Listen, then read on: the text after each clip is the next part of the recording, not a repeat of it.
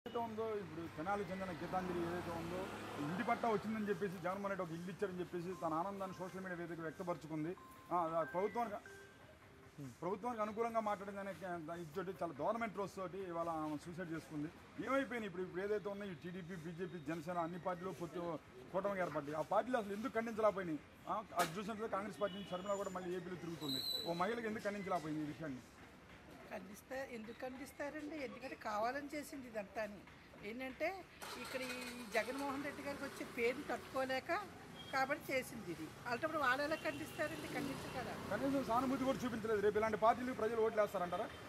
ఎందుకు వేస్తారండి? వేయరండి. ఎందుకంటే ఆల్రెడీ ఇప్పుడు ఒక మహిళ అయ్యింది సంతోషంతో మాట్లాడిన దాన్ని ఇంత రాజకీయం చేసేసి ఆవిడకి ఏంటంటే మానసికంగా ఆవిడ ఆత్మహత్య చేసే స్థాయికి తీసుకెళ్లారంటే ఎవరు నమ్ముతారండి? ఇంకెవరు నమ్మరు. ఆల్రెడీ పబ్లిక్లో ఇంత దారుణానికి ఒడిగట్టారన్నది అందరికీ తెలిసిన విషయమే. అది ఇటు చూసినట్లయితే మరి అన్ని పార్టీలు కూటమిగా ఏర్పడుతున్నాయి కదా, ఎలా ఉండబోతుంది రేపు జగన్కి?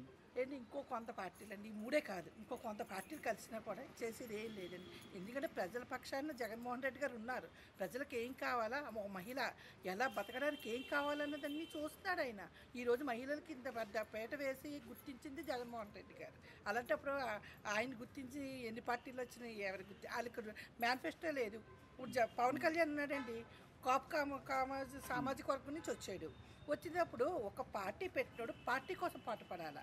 ఒక నాయకుడు అవ్వాలని కూడా పార్టీ కోసం పాడు. అంతేకాని పార్టీ పెట్టడం ఎందుకు, పక్క పార్టీలో కలపడం ఎందుకు?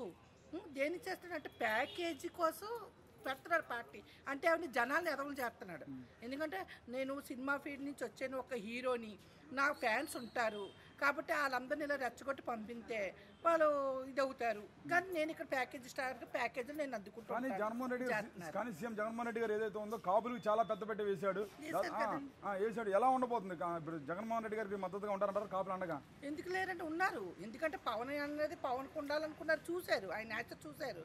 చూసిన తర్వాత ఇంకా మనకి ఈరోజు ఒక కాపు నేస్తామని అదని పెట్టి కాపులు గుర్తింది జగన్మోహన్ రెడ్డి గారు కాబట్టి ఆయనే గుర్తించారు కాపులు అందరూ కూడా అని. మీరు చూస్తూనే ఉన్నారు కదా, కాపులకి పెద్దపీట వేసింది జగన్మోహన్ రెడ్డి గారు. మన పవన్ కళ్యాణ్ వచ్చి పీకింది ఏమీ లేదండి. ఎన్ని పార్టీలు కానీ ఇంకో కొంత పార్టీలు కలిసినా కూడా మన జగన్ గారు సీఎం అవడం ఖాయం. ఇక్కడ మా కాకినాడ అలాగే జగన్మోహన్ రెడ్డి గారు ఎంత అలాగే డెవలప్ చేస్తున్నా అలాగే మన ఎమ్మెల్యే ద్వారపూడి చంద్రశేఖర్ రెడ్డి గారు కూడా కాకినాడ అంత డెవలప్మెంట్ చేశారు. ప్రజల్లో పేరున్న వ్యక్తి, అలాగే ప్రతి మనిషి గుమ్మంలో తలుపు తట్టి ఇది పని అన్నాను కానీ చేసే మనిషి ఆయన.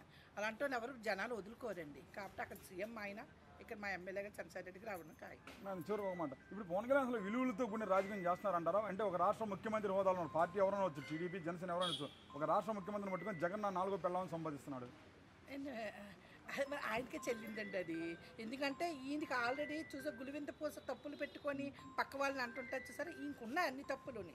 ఆ తప్పులు ఏంటంటే మళ్ళీ ఏదో ఒక విధంగా బురద చల్లాలి కదా, ఏదో ఒకటి అనాలి కదా. పబ్లిక్లో మరి ఏదో అనకపోతే తనకి మనుగడ ఉండదని ఏదో ఒకటి అంటున్నాడు. జగన్మోహన్ రెడ్డి గారు భార్య గారి కోసం తెలుసు, నీ కోసం తెలుసు, నువ్వు 5 గంటలు అయిపోదు కదా.